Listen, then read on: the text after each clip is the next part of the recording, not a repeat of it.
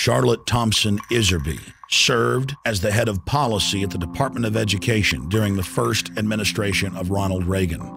While working there, she discovered a long-term strategic plan by the tax-free foundations to transform America from a nation of rugged individualists and problem solvers to a country of servile, brainwashed minions who simply regurgitate whatever they're told. We now present to you the secret history of Western education, the scientific destruction of minds.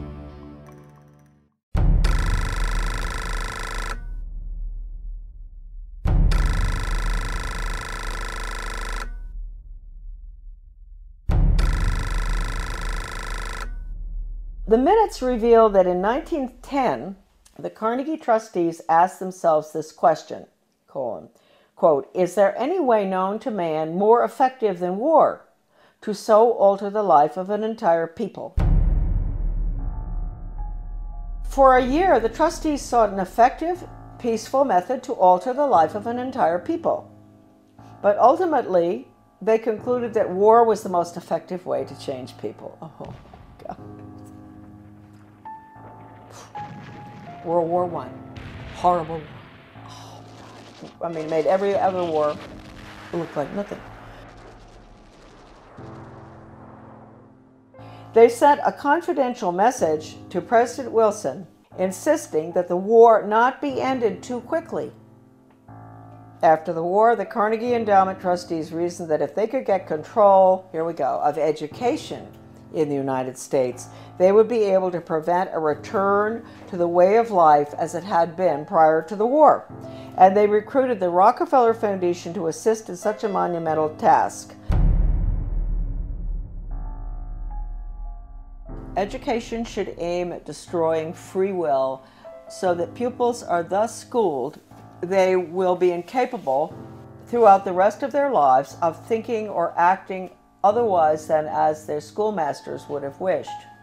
Influences of the home are obstructive, and in order to condition students, verses set to music and repeatedly intoned are very effective. It is for a future scientist to make these maxims precise and discover exactly how much it costs per head to make children believe that snow is black.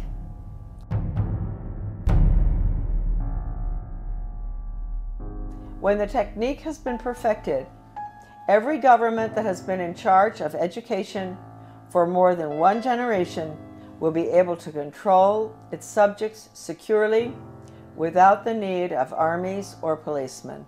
End quote. Young people cannot be trusted to form their own opinions. It's our job to tell them.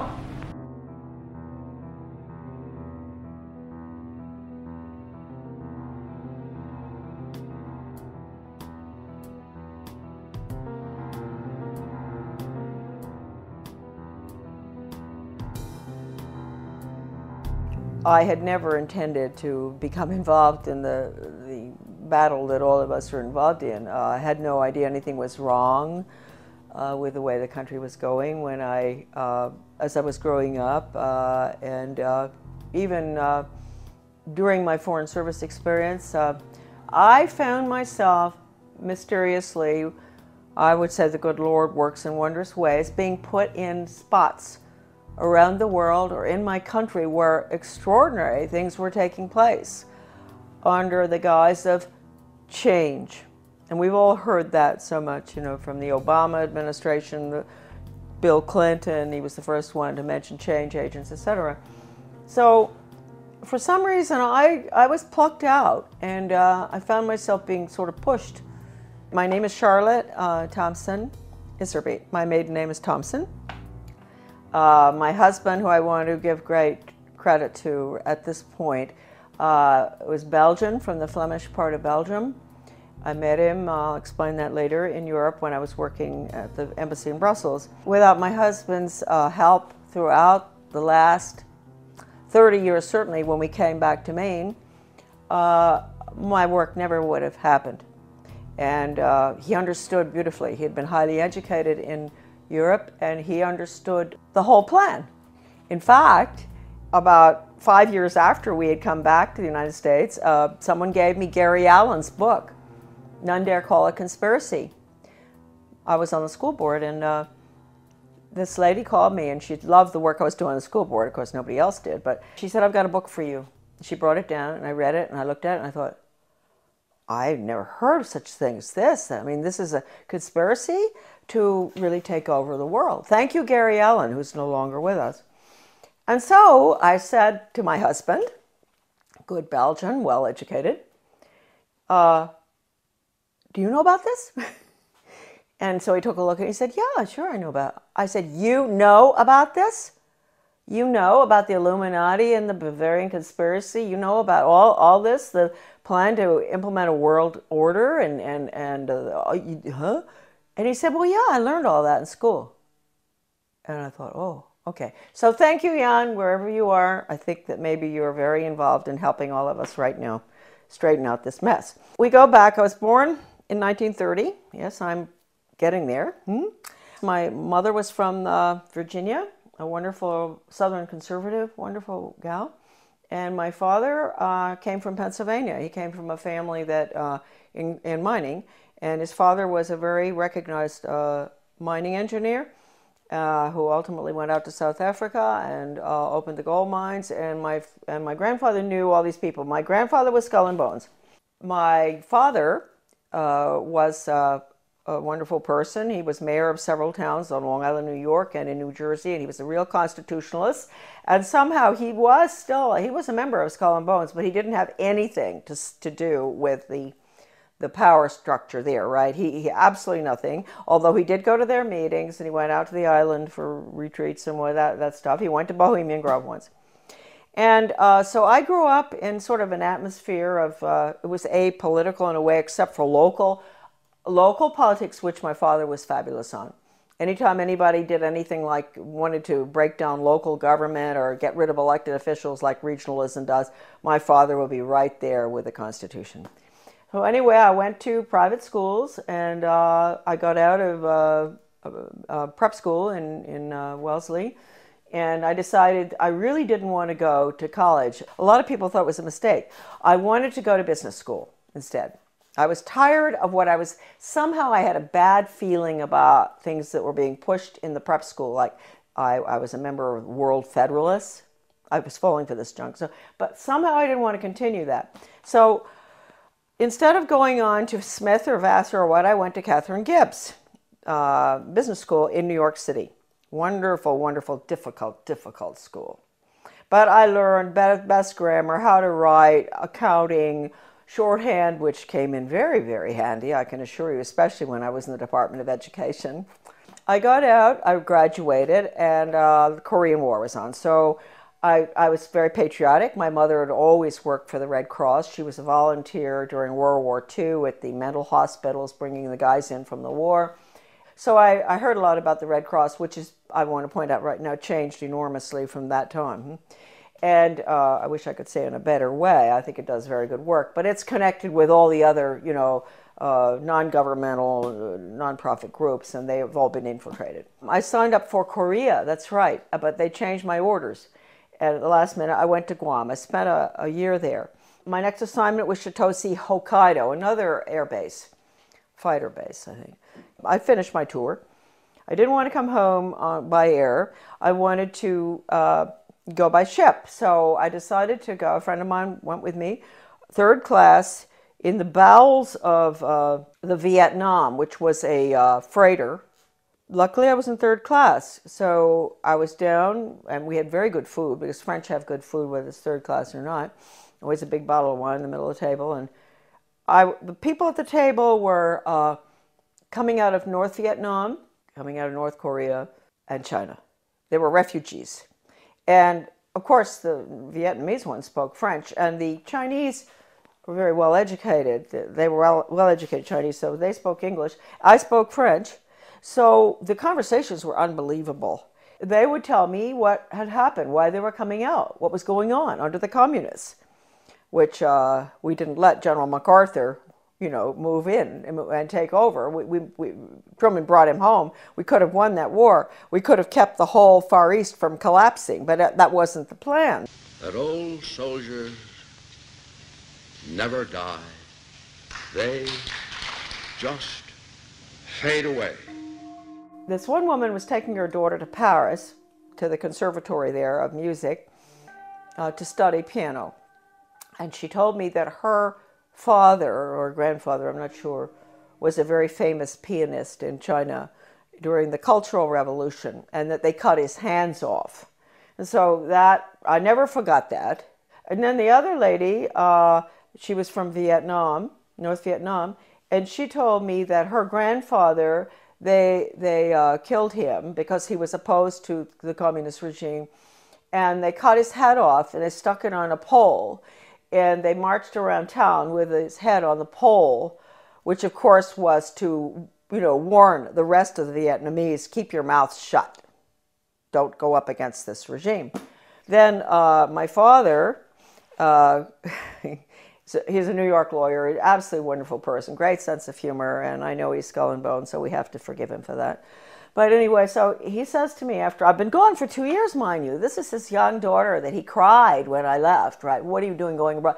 So after 2 months home, he said to me, Shar, well, when are you thinking about moving on? And I thought, God, I've only been home 2 months. I've been gone for over 2 years, and they want me out of here. And I thought, well, I guess he's right. I better not hang around home forever. And so I went down to the State Department. I had all the background because of Catherine Gibbs. That's the best thing that ever happened. I had the credentials to get into the State Department to work for ambassadors, which I did, assistant secretaries. I worked in Washington in Soviet affairs, in Middle Eastern affairs when all the Suez Canal stuff and everything was going on. I took dictation from John Foster Dulles. I'll never forget once when he was this was really during the tremendous problems with the Suez Canal and everything, and he had Golda Meir and the ambassador from Israel, to the United States there. This is so funny because I was taking shorthand, and so all of a sudden someone kicks me under the table. Golda Meir, she's kicking her friend, the ambassador of the United States, whose name I can't recall right now, and kicked me instead. And I said, oh, gee. And she said, oh, I'm so sorry. She said, he's dictating too fast. He's a very good friend of hers. Dictating too fast. There's no way you can get it. So anyway, those are little funny stories about the State Department. But anyway, and then I was in Soviet affairs. I saw very strange things there. I went to South Africa. I worked for the ambassador in South Africa.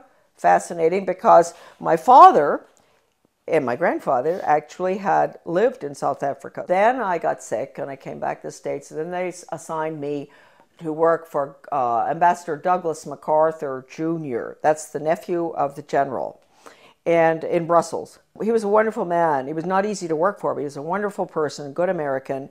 And that was at the time, again, you see where these things kept happening in my life. This was the Belgian Congo crisis, and in Katanga.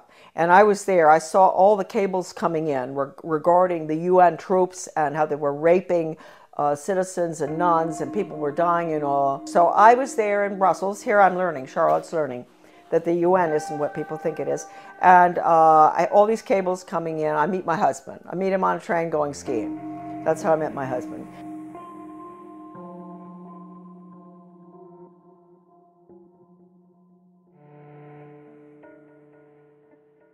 My husband and I are engaged. We subsequently get married in the United States. He comes over. Then we go back to Belgium, and we're there for about 4 years. And then from there, we go again to a hot spot, which I didn't realize. I'm talking about the weird things that happened. The hot spot was Grenada.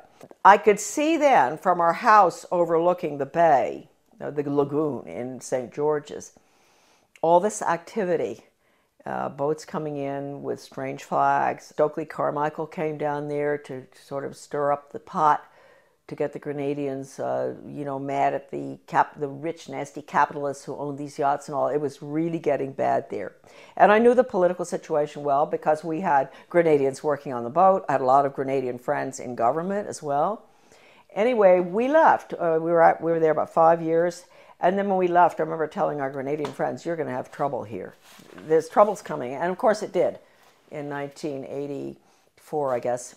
That was one good thing Ronald Reagan did, which I was opposed to because it was a UN move, but he saved a lot of my friends from being killed by the Soviet regime in Grenada by moving in there to protect, so-called protect American students. But it was really the oil pipelines, I think, of Rockefeller that we were protecting. We're in Grenada. We go back to the United States. I put the children in public school. So here we go. I had no idea that education would be any different from sort of what I'd had. I had had a good education, a private school education, but I didn't know. And so they go into the public school system in Camden, Maine. And in retrospect, I believe that that was a pilot school, one of them for the whole country, for changing our education system from an academic, classical educational system to brainwashing for the international socialist government. Everybody has all the research on this. I have so much. It's all in my book, The Deliberate Dumbing Down of America. I hit Camden and I start asking, I get on a little committee, philosophy committee, and we were all asked by the superintendent, highly skilled change agent out of Harvard, well, I want to know what all of you feel the purpose of education should be. And so I said, well, I think it should be to give the students a sound academic education in basics and also a strong sense of sound morals and values. And boom, they all looked at me and they said, whose values?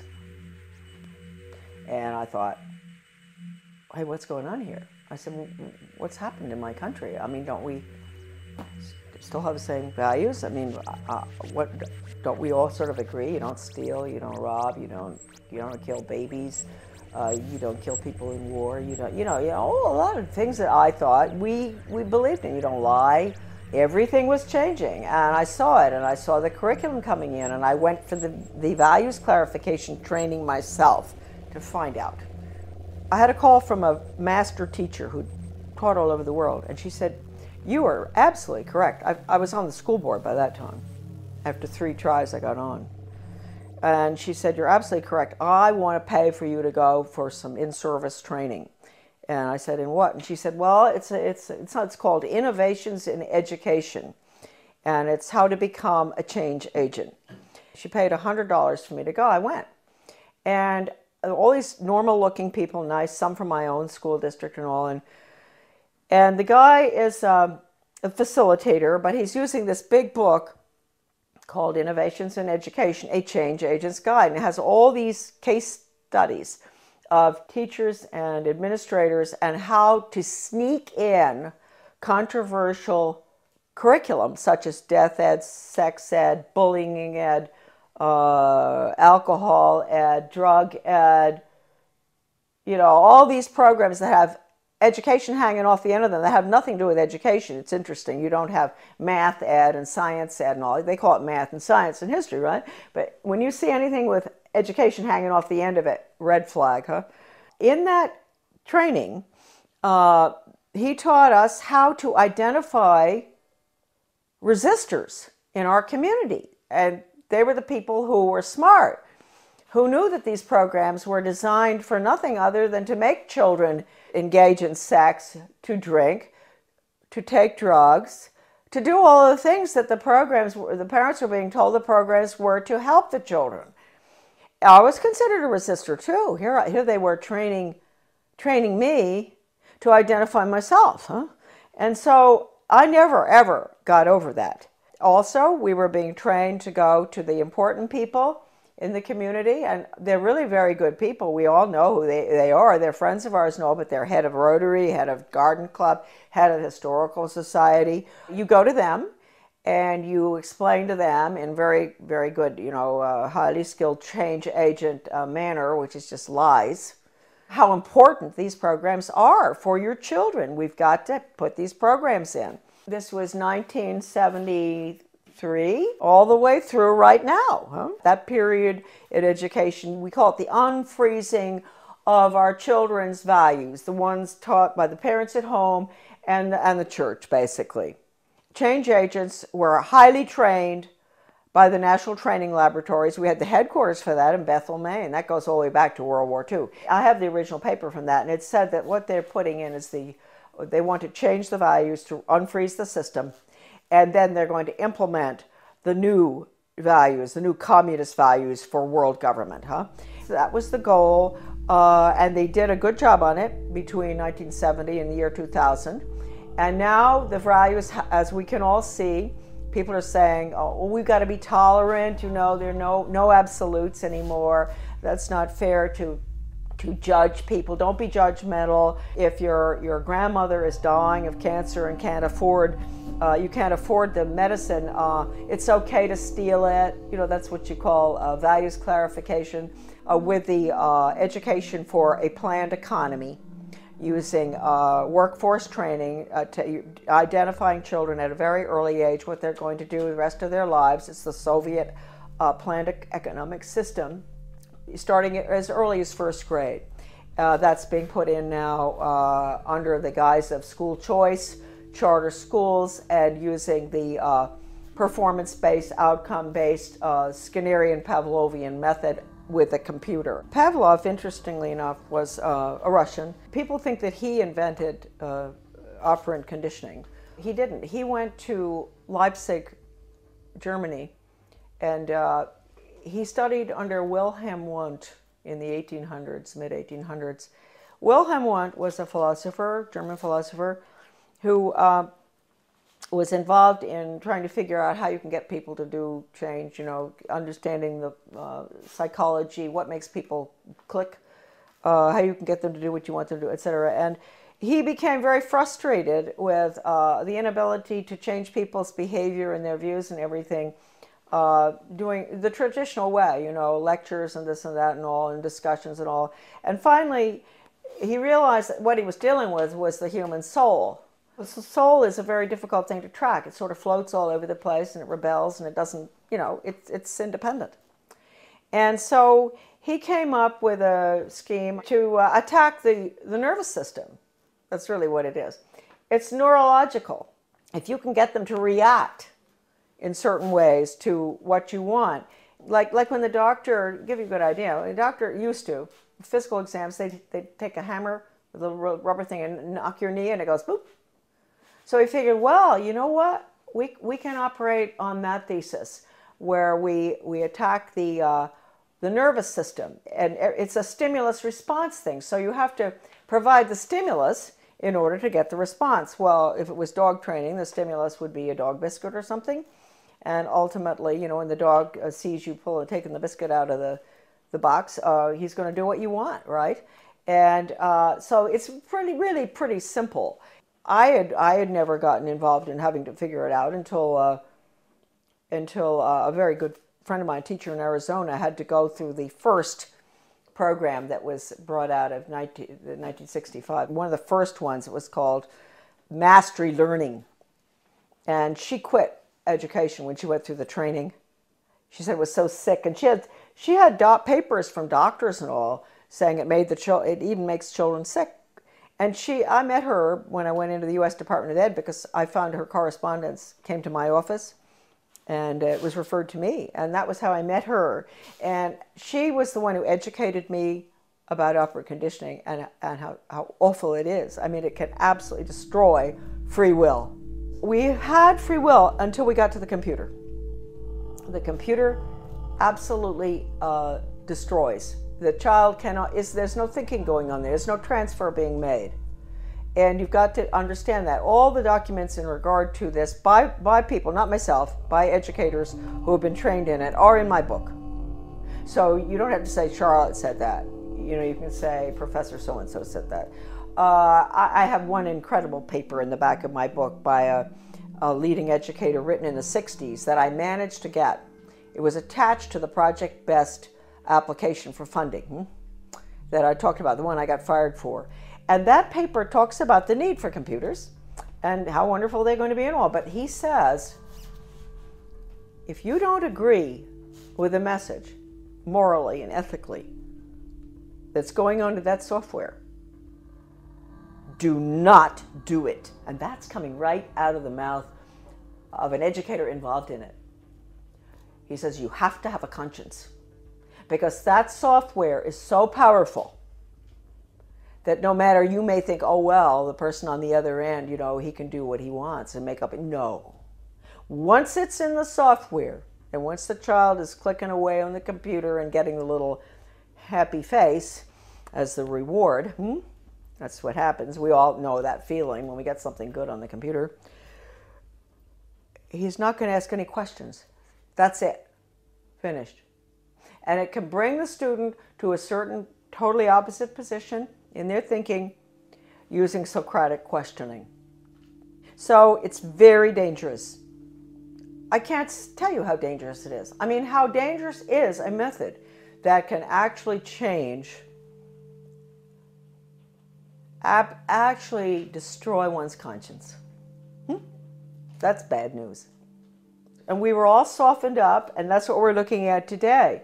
Now, the refreezing has to take place. The refreezing is going to take place with the use of the computer. Schools will be bookless. They are already some of these programs coming in. So anyway, I was on the board. I saw that. I went for the retraining. Then I got off the board, and I formed with Bettina Dobbs of Maine, a wonderful teacher and a nurse.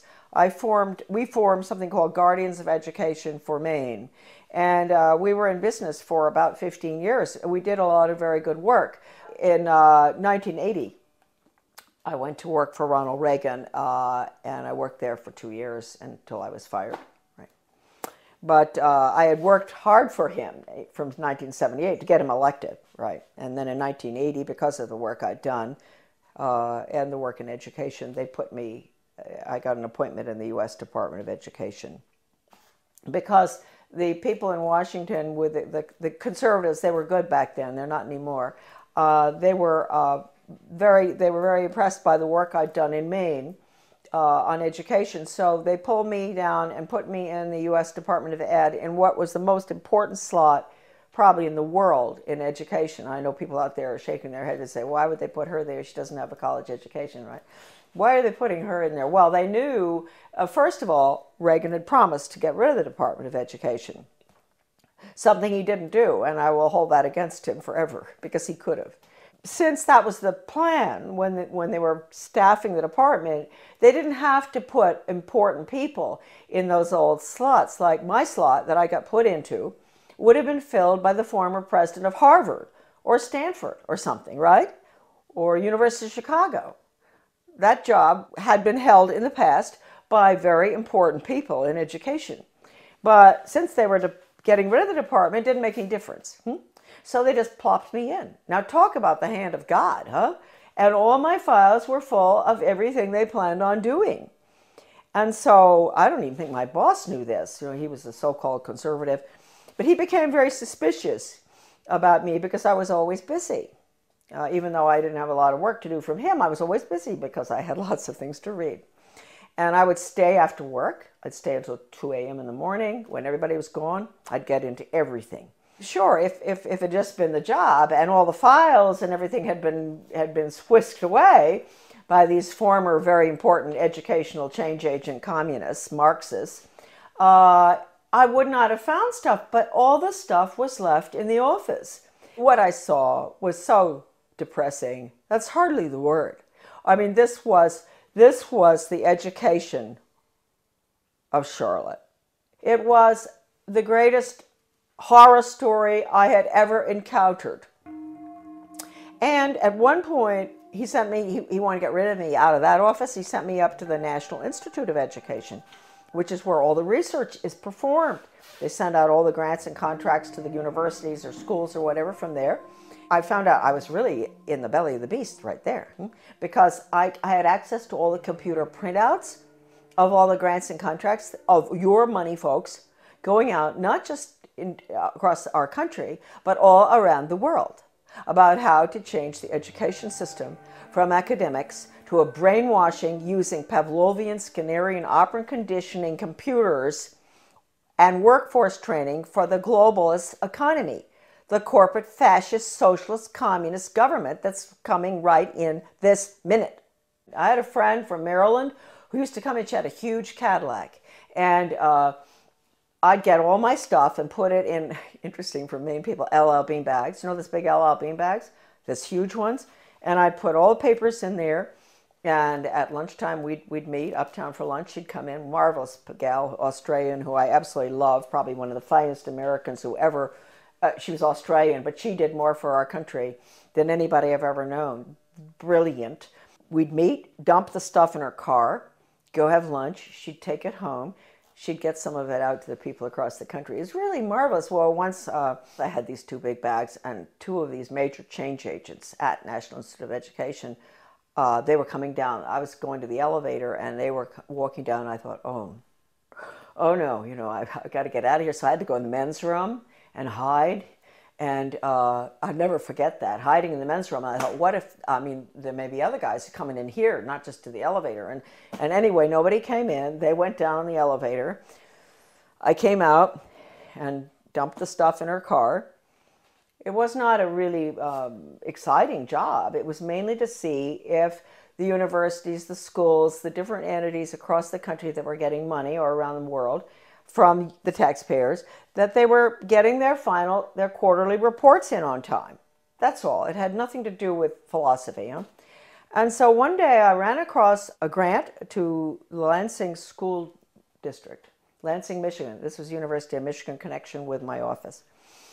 And it was a values clarification program for first graders, elementary school. And it pre- and post-tested those little children about what goes on at home, what religion do you... And I looked at this thing and I thought, what on earth are they doing? And so I turned to this bureaucrat who was working with the GAO about financial things, and I said, look, we're doing waste, fraud, and abuse. I know that. But I said, take a look at this. Don't you think that this is pretty wasteful, fraudulent, and abusive in another way? And so he took a look at it and he said, oh my Lord. He said, this is horrible. And really nice guy, bureaucrat, Washington. People sometimes get after all the bureaucrats. They're not all that bad. Some of them are just like us, and they care. And I said, well, look, you know, I'm only meant to be here 2 weeks, but could you give me extra time? Because I want to go through all these grants and contracts. And he said, you can have as much time as you want. So I spent 6 weeks up there going through all the stuff. And I can't tell you how horrible. First of all, even if you don't care about children, you don't care about education, you don't care about your country, you don't care about anything, people? Are there people out there who don't care about anything? They do care about their wallet, huh? You should care about this money that has been spent in the name of education. It's total brainwashing. Anything coming out of Washington is a total Marxist brainwash. And Marxism is the world of the future unless we stop it right now. I'm fired for leaking one of these documents to Human Events. It was the one that put technology into, with the computer on, with the curriculum on it. It was a grant going out to every single state with the computer curriculum for the state. Can you imagine? Designed by Washington and all the different government education associations. And within that big paper that I found, Better Education Skills Through Technology, it was called, Project BEST. I found this one paper, this was sort of a draft, and it said, what we at the federal level can control and manipulate. That's a direct quote, colon. And then it listed, this is for us at the local level because we don't know how to run our own laws, and the state. I get fired. Then I write the president, I write Reagan, and I tell him what's going on in the department. And I said, you would be shocked if you knew. This place has got to be shut down, etc. And it was a long letter. I explained everything, that the U.S. Department of Education is a Marxist factory designed to destroy any semblance of good values, academics, etc., and to make sure our children march blindly into a socialist communist world government. That's the goal of the U.S. Department of Education. They didn't want anyone to know that Ronald Reagan had that letter. So I never got a reply. I tried to. I called Ed Meese. I went home, called Ed Meese, who was the chief counselor or whatever in the White House, and I said, I want to talk to you all. I want an answer to that letter. Finally, I went down and talked with Ed Meese's aide, Ken Cribb, and I said, he patted me on the shoulder, you know, that way they do that. Oh, Charlotte, aren't you pleased to know the president got your letter? That's an admission right there. I know he got it because John Lofton, a journalist at that time in Washington, called his office, the White House, back in 1983 or something, and asked. And they said, yes, it's on his desk, and he's marked it up. So let's get that straight. He had it.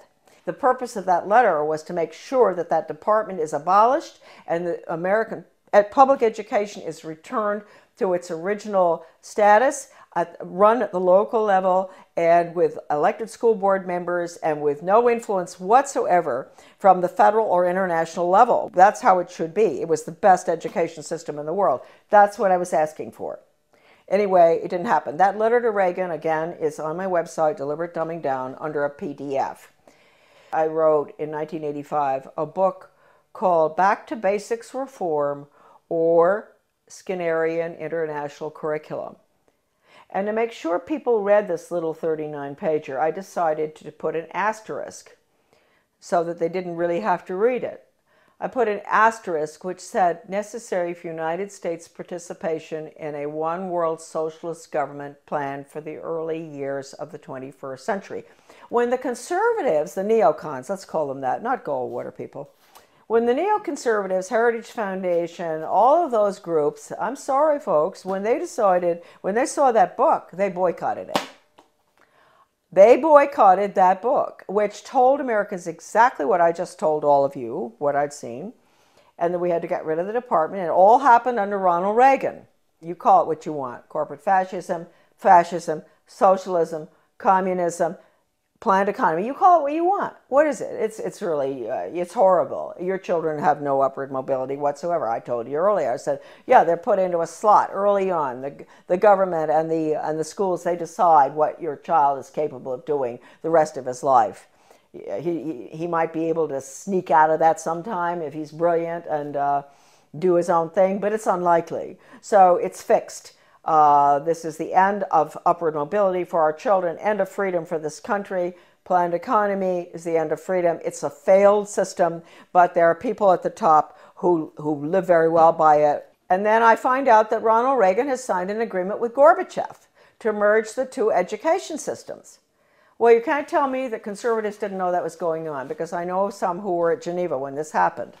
And they didn't do anything about it, but we found out. And so we fought this United States-Soviet Education Exchange Agreement.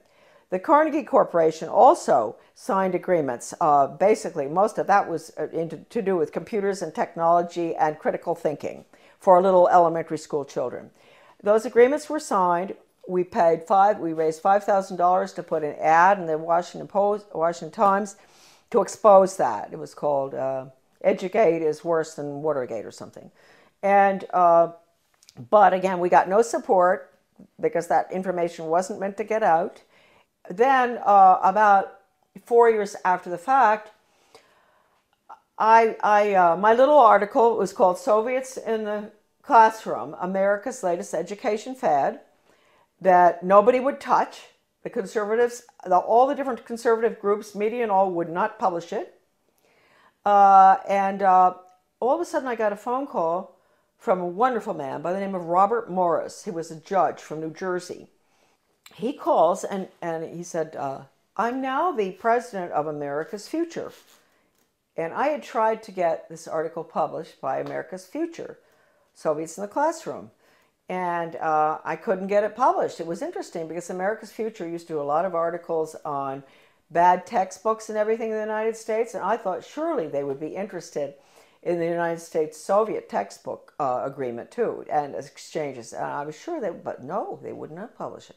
So this marvelous Bob Morris became president. He found my article in a drawer in the desk that was left there, the manuscript. And he read it and he thought, oh, what is this? Can you imagine? He's a leading conservative himself, very important person. He had not heard about it. He had not heard what Reagan had done. It's happened ever since 1958, when the first agreement was signed by Eisenhower with the Soviet Union at the peak of the Cold War. And then the various agreements have been signed all the way through until recently, one with China.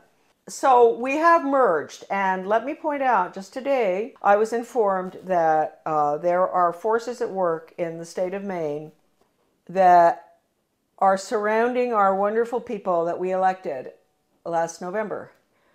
Traditional Mainers, good, hardworking Mainers who were very upset about what's going on.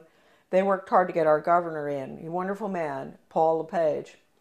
And I want to warn all of you that out in your states, if you elected some really good people, they've been surrounded.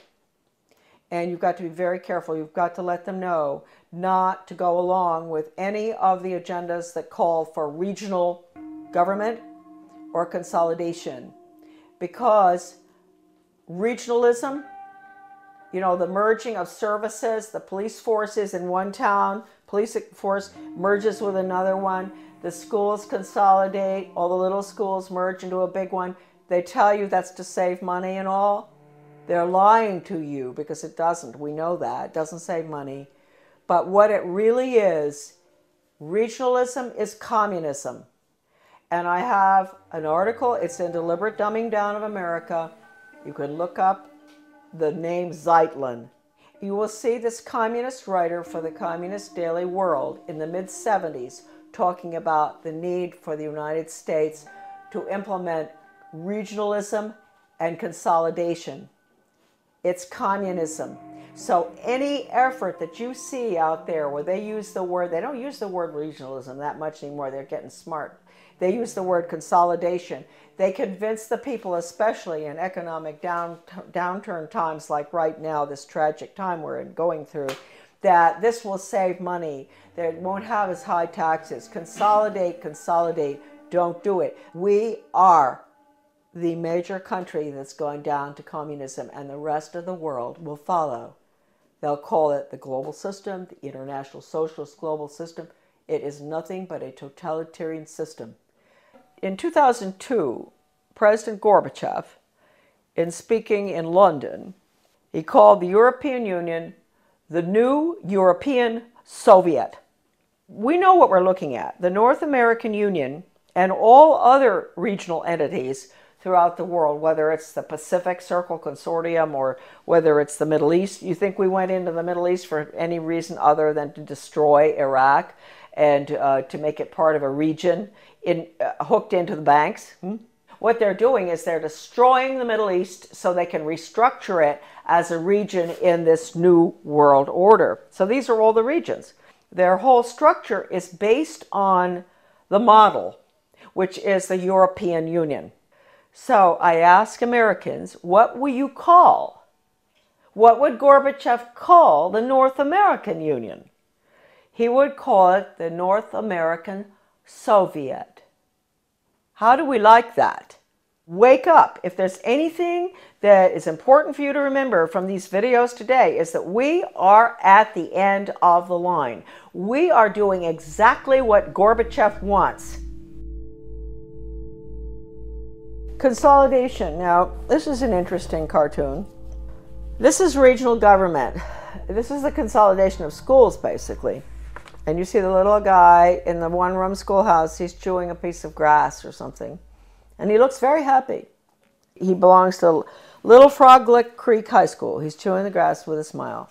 If you follow him through, you're going to see him looking more and more miserable as they merge his one-room schoolhouse to a 6-room schoolhouse, to 8 more schools, and then into a central school, which is a region. And then you're going to see him at the end. He's holding his left arm out, up like this, clenched fist, little hair, very unhappy. And his t-shirt says, Our Lady of the Benevolent Dictatorship, One World Global Training Corps. And then the last one, he has on earphones, you know, like you guys have all the time. Finally, he's smiling. He's connected to something with a wire. And it says, Interplanetary Carbon Unit, reprogramming pod. Well, I saw that in a very liberal left education journal called Phi Delta Kappa. Many people will recognize that, 1983. The title of it is Consolidation, going from the small school to the central regionalized school, and which is what regional government is all about. And you know, you can get rid of all the parochial views that the children have in the little school, where the parents can go, you know, to school board meetings just across the street, the school, and all the parents know each other, the teacher, you know, it's a lovely atmosphere. And then you end up with all the children going long distances on the bus, which is no good for them, to the regional school. And then you have country boys and girls who are being mixed with city boys and girls. So then they get into the drug scene. So we've seen with consolidation that the test scores go down, the drug problem gets worse, the cost of education increases, although they tell you that consolidation is to make it cheaper. A lot of people just don't understand the word consolidation. Consolidation is consolidating all the services together under the guise of this is going to be cheaper for you. But in the process, what happens is you lose all your elected officials because all of these entities are being merged. So at the local level, you don't have any representation anymore. And ultimately, you spend far more. That's the whole restructuring of our constitutional form of government, is being thrown to the wolves in favor of this regionalism and consolidation system in every area. Education, you know, government bureaucracy to make things cheaper, you name it. Planning, the word is central planning. That's the Soviet system, central planning, regionalism. No matter how beautiful everything looks outside, no matter how good those restaurants are in your town, or the good funny movies, or the whatever, no matter whatever beautiful things you see in your life and your family, etc., folks, it's curtains.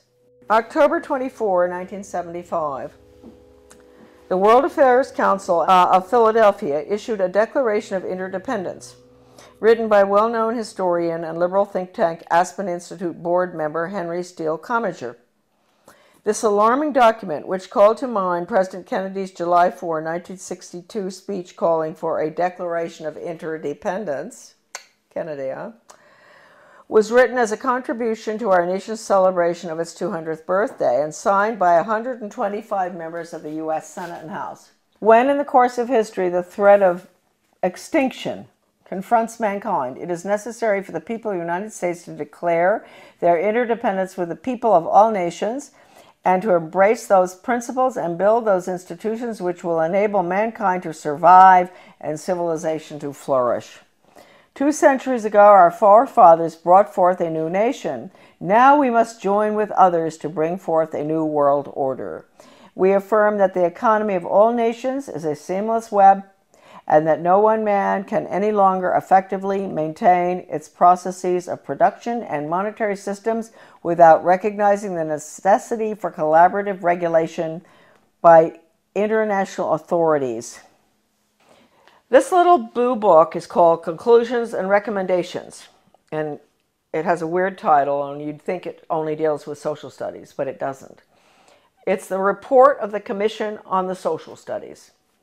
It was funded by the Carnegie Corporation, and the book virtually recommends that the curriculum all be geared towards the Soviet system, internationalism, planned economy, etc. It's been referred to by a leading British professor of British socialism as a plan for a socialist America. This book is at my son's website, AmericanDeception.com, thank heavens, because this is the only copy that exists in the whole world, right here. All right, so that's dated 1934. And what they're doing there is they're really talking about putting in a planned economy.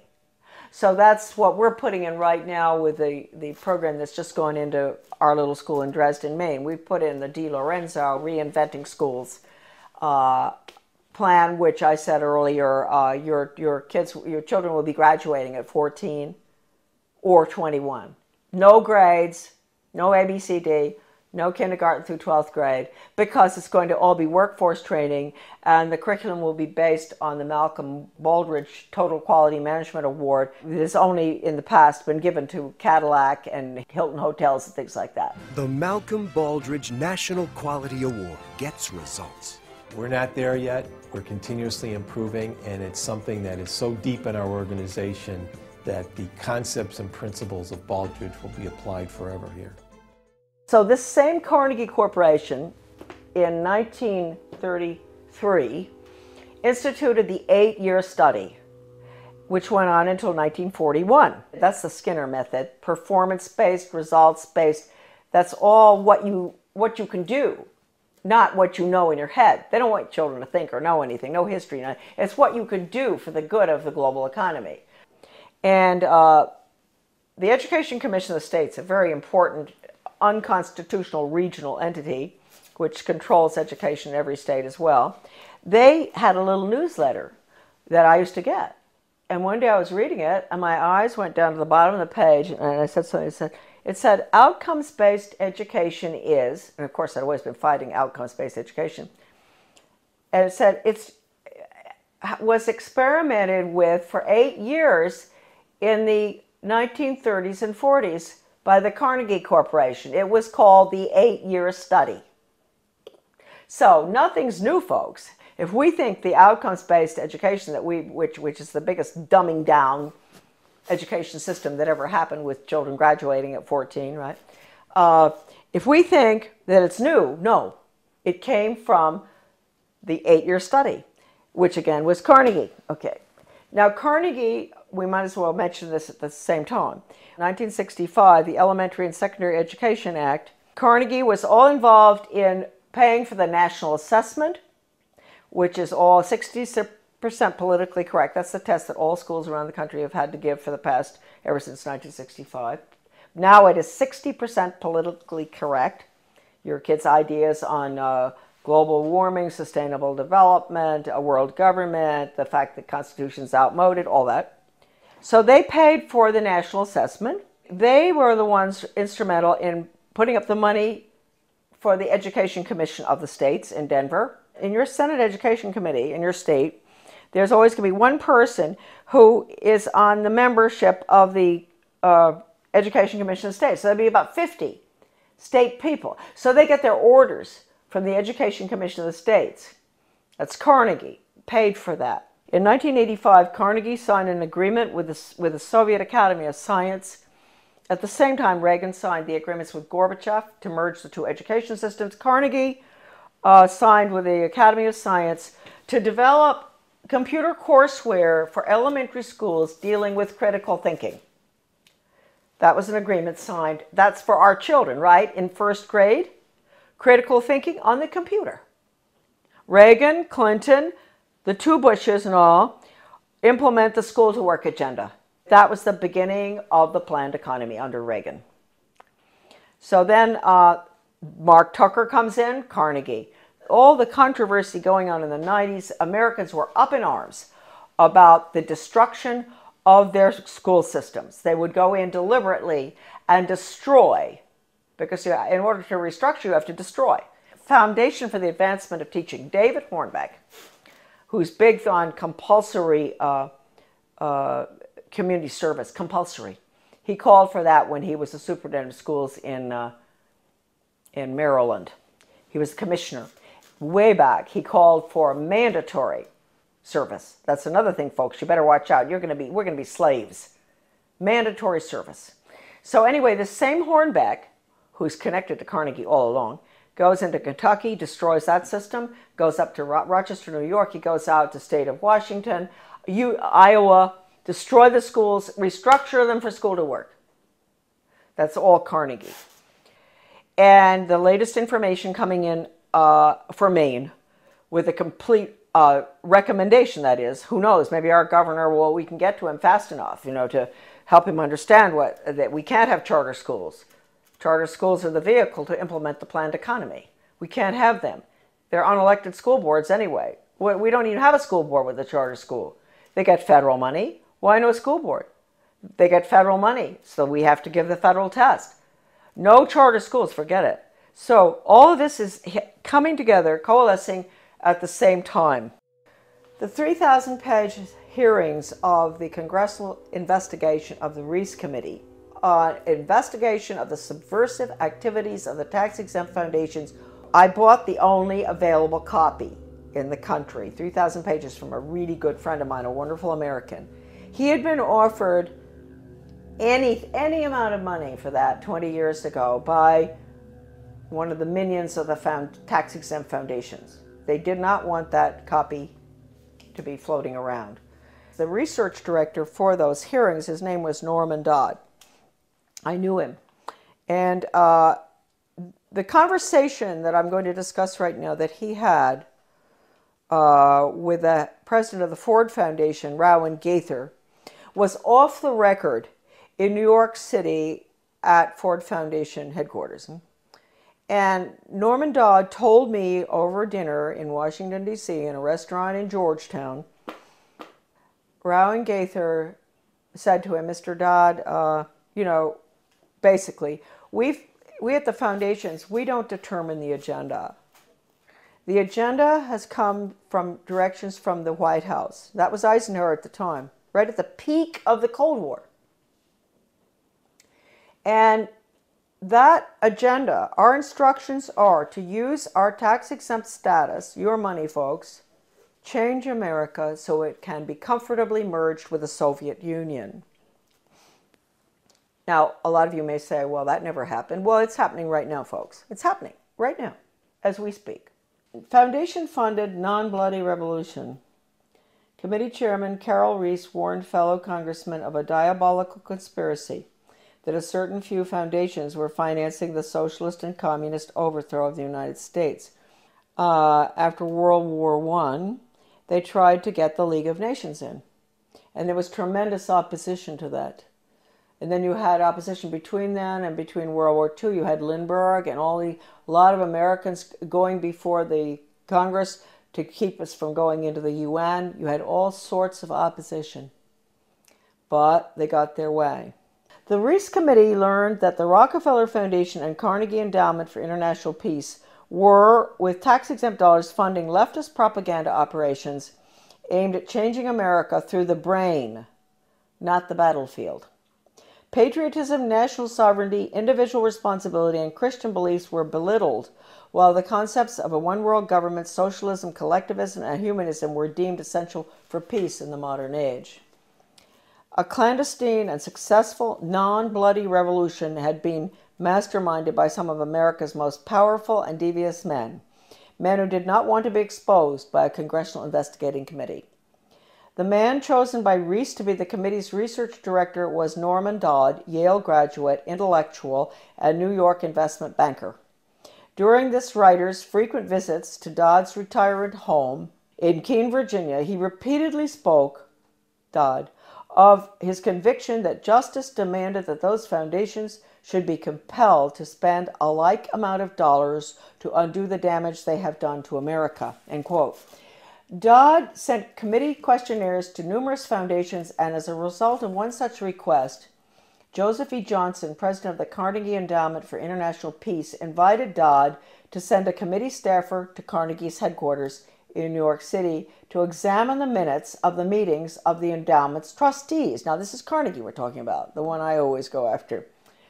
These minutes had long since been stored away in a warehouse, and obviously Johnson, who was a close friend of former Carnegie president and Soviet spy Alger Hiss, had no idea what was in them. Don't forget, Alger Hiss headed up the UN in San Francisco. He was the head of the whole thing, world government. The minutes reveal that in 1910, the Carnegie trustees asked themselves this question, quote, is there any way known to man more effective than war to so alter the life of an entire people, end quote. This is in the minutes. For a year, the trustees sought an effective, peaceful method to alter the life of an entire people. But ultimately, they concluded that war was the most effective way to change people. Oh, God. World War I. Horrible war. Oh, God. I mean, it made every other war look like nothing. Consequently, the trustees of the Carnegie Endowment for International Peace next asked themselves, quote, how do we involve the United States in a war? And they answered, quote, we must control the diplomatic machinery of the United States by first gaining control of the State Department. Now, don't forget, this is 1910. Norm Dodd said that the trustees' minutes reinforced what the Reese Committee had uncovered elsewhere about the Carnegie Endowment, that it had already become a powerful policy-making force inside the State Department. During those early years of the Carnegie Endowment, war clouds were already forming over Europe, and the opportunity for the enactment of their plan was drawing near. History proved that World War I did indeed have an enormous impact on the American people. For the first time in our history, large numbers of wives and mothers had to leave the home to work in war factories, thus effectively eroding women's historic role as the heart of the family. The sanctity of the family itself was placed in jeopardy. Life in America was so thoroughly changed that, according to Norman Dodd, quote, the trustees had the brashness to congratulate themselves on the wisdom and validity of their original decision, end quote. They sent a confidential message to President Wilson, horrible, listen to this, insisting that the war not be ended too quickly. Carnegie trustee Cleveland Dodge, one of Wilson's financial supporters, had direct access to the president, and as did Elihu Root, endowment president from 1910 to 1925. After the war, the Carnegie Endowment trustees reasoned that if they could get control, here we go, of education in the United States, they would be able to prevent a return to the way of life as it had been prior to the war. And they recruited the Rockefeller Foundation to assist in such a monumental task. According to Dodd, quote, they divided the task in parts, giving to the Rockefeller Foundation the responsibility of altering education as it pertains to domestic subjects. That was the Southern Education Board they set up. But Carnegie retained the task of altering our education in foreign affairs and about international relations. That would be UNESCO, UN, all that stuff. The foundations decided that the most effective method of achieving this goal would be to alter American history. So they awarded grants, fellowships, and scholarships to those professors and historians who would rewrite American history and promote one worldism, humanism, and socialism. By the early 30s, the well-laid plans of the foundation trustees had reached fruition, and a Reese Committee staff report concluded, 1, that there had indeed been a non-bloody revolution in America between 1933 and 1936. 2, that a certain few foundations had funded efforts to change the beliefs of the American people through education and propaganda. And 3, that these revolutionary changes had been accepted without resistance. To demonstrate how thoroughly American opinion had been changed according to the plan of the foundations, we cite the following historical example. At the end of World War I, Woodrow Wilson and his shadowy alter ego, Colonel Edward M. House, tried to sell the U.S. Senate and the American people on the idea of the League of Nations. This was, of course, the first concerted international effort towards a one-world government. Wilson and House failed in their mission, but a generation later, after another great war and much re-education via college international relations clubs, international studies, educational grants, and the like, the Senate and the people readily accepted membership in the United Nations. Roosevelt's foreign policy advisor, Alger Hiss, helped write the UN Charter, in which the Soviet Union was given 3 votes in the General Assembly and the United States only 1. And then, before his perjury conviction for lying, that's Hiss, about his Soviet espionage activities, he went on to become president of the Carnegie Endowment for International Peace. Chairman Reese expressed justifiable rage when he described what was happening as a diabolical conspiracy. The conspirators had left little to chance. Those congressional investigations of the early 50s into tax-exempt foundations were mandated by the House of Representatives in a resolution stating, quote, the committee is authorized and directed to conduct a full and complete investigation to determine which of such foundations and organizations are using their resources for un-American and subversive activities. for political purposes, propaganda, or attempts to influence legislation. Now, folks, I want to tell you the 3,000 pages of testimony, Reese Committee hearings, is at my son's website, AmericanDeception.com. The person I bought the hearings from, the transcript, was offered 20 years ago any amount of money for that 3,000 pages. The foundations wanted it back. It was the only copy left available. And he would not sell it to them. So my friend sold it to me. My friend knew Norman Dodd very well. He sold it to me for $3,000, which is really cheap. All right, a dollar a page. He'd been offered any amount. They said, we'll pay you anything. You name it, anything. We want that copy. So it's now on the web for everybody to read. All right, now we'll continue. The congressional investigations, right. To determine which of such foundations and organizations are using their resources for un-American and subversive activities, for political purposes, propaganda, or attempts to influence legislation. The tax-exempt status granted to foundations by the Congress of the United States is a special and powerful privilege subsidized by the American taxpayer. Therefore, Congress has not only the authority, but also the obligation to investigate how tax-exempt funds are spent. This should be the next investigation. Ron Paul should do this one, after the Federal Reserve. The Ford Foundation, largest of all the foundations, balked when it received a preliminary questionnaire from the Reese Committee. H. Rowan Gaither, president of the multi-billion-dollar foundation, summoned committee research director Dodd to foundation offices in New York City. At the meeting, Gaither asked, Mr. Dodd, we invited you to come here because we thought that perhaps off the record. You see, that's why it's not in the transcript of the hearings, what I'm reading you now.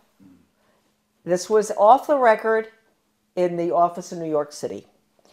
We invited you here because we thought that perhaps off the record you would be kind enough to tell us why the Congress is interested in the operations of foundations such as ours. Gaither answered his own rhetorical question with a startling admission.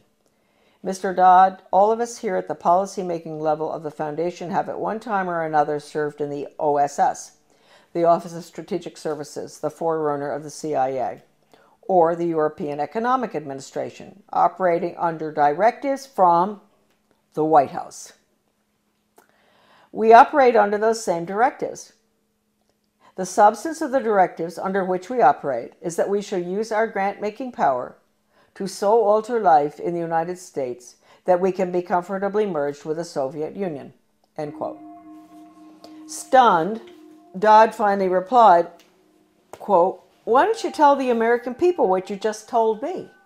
And you could save the taxpayers thousands of dollars set aside for this investigation. Gaither responded, Mr. Dodd, we wouldn't think of doing that. In public, of course, Gaither never admitted what he had revealed in private. However, on numerous public occasions, Norman Dodd repeated what Gaither had said and was neither sued by Gaither nor challenged by the Ford Foundation. The latest article that I've written with Debbie Niwa, a wonderful researcher, a magnificent person and brilliant, did all the graphics and formatting and a lot of her own research as well on change agents and how they brought Americans to have a totally different mindset using all of the sensitivity training. Debbie had some fantastic research of hers is in that article. As well as at the end of writing it, we came across extraordinary quotes from C.S. Lewis, who points out that if you substitute workforce training for education, that's the end of civilization. It's the end of the human being as an entity opposed to being an animal. It's the end of the human soul. It's the end of the conscience. And we have all of the evidence from educators and change agents, articles saying that the computer is fantastic for changing values. An educator with the World Institute for Computer Assisted Instruction, his name is Dustin Houston, where he talks about, won't it be wonderful when the child in the smallest school, most remote area in the country can have the curriculum developed by the world's finest psychologists, and nobody can get between that child and the curriculum. Parents, wake up. That means you, parents, you can't get between the child and that curriculum. You can't control anything anymore. You've lost it. This is going in right now. And they say this works too. What works? I always wondered when I saw this stuff titled What Works in the U.S. Department of Ed, and I didn't pay too much attention. And one day I picked it up, something, and what works? Yeah, dog training works. If you reinforce, if you give rewards and all. And mind you, folks, the rewards are being passed out galore all over our country now, not just in education. In my former town of Bath, the police, the community-oriented policing system, the police are giving rewards to citizens who do good deeds. They give them a little medal. They see them to help an older lady across the street who has groceries. The police determine what the good deed is. She gets a medal. That's a reward. That's conditioning. That's operant conditioning. You're going to end up with a society that never does anything for the sake of it being right. And they're never going to take a stand against anything unless it's approved by the government. So that's going to be the result of operant conditioning. It's throughout our community right now. The Secretary of Education, Arne Duncan, when he was in Chicago, with the Chicago schools, he even recommended paying students for good grades. Now, that's why teachers are up in arms about merit pay, performance-based pay. That's the same thing. They're going to pay the teachers for students getting good test scores. Now, wait a minute. First of all, you might think that sounds good. No, you got to ask yourself, what's the test? It's hard to believe that anybody would deliberately do this to children, but they are. They're evil people, and their agenda has been evil ever since this book was written. This is it. Proofs of a Conspiracy by John Robison, great Scottish scholar back in 1798. He was a Scottish Freemason, and he went to France and studied, French Orient Masonry, and was so shocked by what he saw, it was so much worse than the Scottish Rite, that he went back and wrote that book, which he actually did give a copy to George Washington. That book is like a global education textbook being used in the American schools right now. It talks about 1798. This is after the French Revolution. Get rid of royalty, get rid of religion, get rid of the family. That's basically what's in the book. They talk about dropping borders. Sounds just like a global ed curriculum. Turning the children against their parents. It's pure communism. That's why I say that now, basically the only thing that we can do, certainly with education, which is being turned into nothing but corporate school-to-work agenda using the Soviet-Cuban Polytech system, where they pull the children out, send them over to the cigar factory, at noon to learn how to make cigars. The same thing here. That's being put in. It's been in the works for 30 years. The nail is going in the coffin right now. It's coming out of Europe. It's the program that's going through Maine right now. It's called Reinventing Education. Di Lorenzo. This is all in my article, The Death of Free Will. All of this documentation about the final nail in the coffin, which will be school to work across the board for global corporate profits. Our children are nothing but human resources and guinea pigs to be trained like animals. Animal training using Pavlov, Skinner, all of which was brought into the United States by, we'll get onto, the order at Skull and Bones.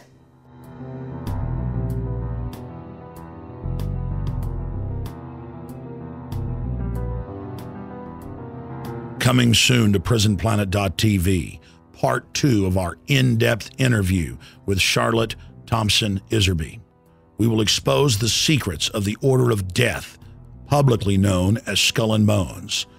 Mrs. Iserbyt's information, obtained from her father and grandfather, who were members of Skull and Bones, was the key intel used in the seminal work by Anthony Sutton on Skull and Bones. In part 2 of this key interview, soon to be released at PrisonPlanet.tv, she will reveal even more information, some of it never before seen or released. Visit Infowars.com and PrisonPlanet.com. When you're on the sites, you can also tune in 24 hours a day to my daily radio broadcast. There's also a free iPhone app to listen to the syndicated radio show when and where you want.